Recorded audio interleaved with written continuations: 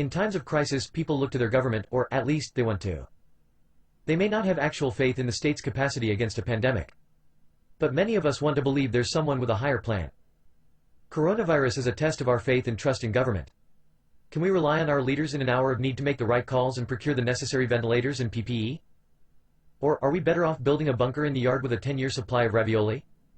See also, how coronavirus is accelerating the end of globalism, feat. Peter Zeihan. People in crypto are known for their libertarian, anti-state bent. The stereotypical Bitcoiner got in out of disdain for state power. Even if many in the blockchain industry don't fit the stereotype, it's probably true that the community tends self-reliant and self-executing. Generation Crypto is all about e-empowerment, the ability to control and manage one's life via code and a screen. But even crypto looks to government in a crisis like the one we're now experiencing.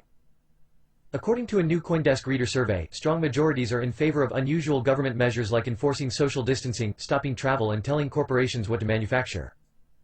People want to believe the people in charge know what the fuck they're doing. And because crypto people are so cynical, they assume they can't trust the government. But they still want it to be competent, said Maya Zahavi, founder of an unlaunched crypto startup and the Israeli Blockchain Industry Forum, said in a phone call. As the COVID-19 outbreak takes hold, governments are reasserting themselves in the chaos and confusion, sometimes helping, sometimes making things worse.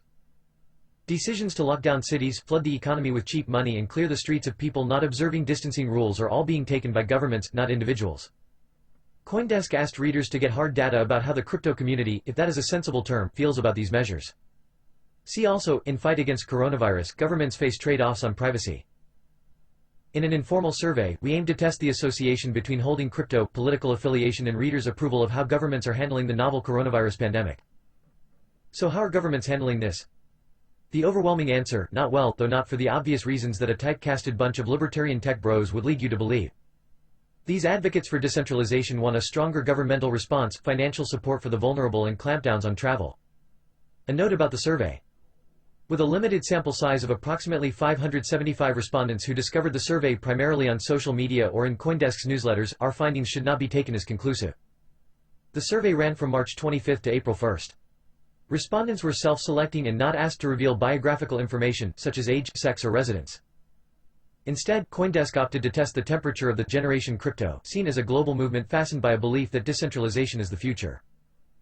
The survey may capture a percentage of general interest readers and crypto stakeholders, though there's likely a small but vibrant contingent of people into crypto who simply don't follow the news, Quinn DuPont, assistant professor in the School of Business at University College Dublin, said in an email. The results. From this modest sample size, it's clear the early libertarian or anti-statist mentality of crypto has shifted. According to the survey, there are nearly as many self-identified social democrats 16.4% as libertarians 17.5%. In aggregate, right-leaning dispositions eke out a majority of those surveyed at 41%, ahead of 35% of respondents with left-leaning political persuasions. Source: CoinDesk Research. With this in mind, it's not surprising that a vast plurality of respondents see government intervention during the crisis as a necessity. 71% of respondents agree or strongly agree that national governments should command factories to begin producing essential goods during the COVID-19 outbreak. In times of war, in deep crisis, politics stops. This would include, theoretically, measures such as enacting the Defense Production Act, an order that empowers the U.S. executive branch to direct manufacturers to produce equipment like face masks and ventilators. Vinay Gupta, CEO of Ethereum, sees this as flying in the face of traditional libertarian sensibilities which would prefer to see production ramp up in response to a natural increase in demand. Source: CoinDesk Research. Similarly, nearly 80% of respondents agree or strongly agree that social distancing, or measures taken to restrict when and where people can gather, should be put in place. Seen from the opposite direction, 73% believe people shouldn't be allowed to travel freely during an infectious outbreak. In ordinary times, this would be a gross encroachment on civil liberties. However, in many ways, in times of war, in deep crisis, politics stops. Karsten Sorensen, associate professor of information systems and innovation at Aalborg University, Denmark, said in a phone call. Many of these self-assigned political distinctions may fail to account for basic human response. A healthcare worker collects a coronavirus sample. Credit, Shutterstock. That isn't to say crypto is abandoning its principles. You can argue sensibly that people who believe in crypto are people that strongly believe in collective action. They just believe in a different practical application than a state-based model, Sorensen said. Open source and public cryptography are deeply democratic ideas, he said, after viewing the data.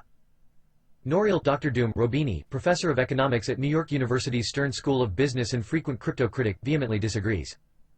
Crypto advocates are total hypocrites pretending to want a decentralized anarchic libertarian world where there is no government, no Fed but only private, unflattering euphemism for altcoins, he said in an email.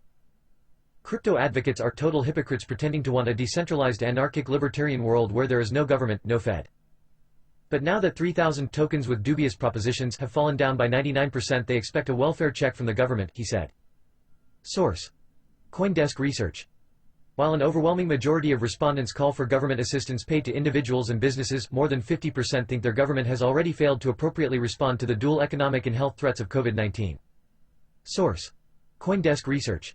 This may be rooted in the sense that some governments have prioritized the economy over human life, which 68% of respondents think is the wrong approach.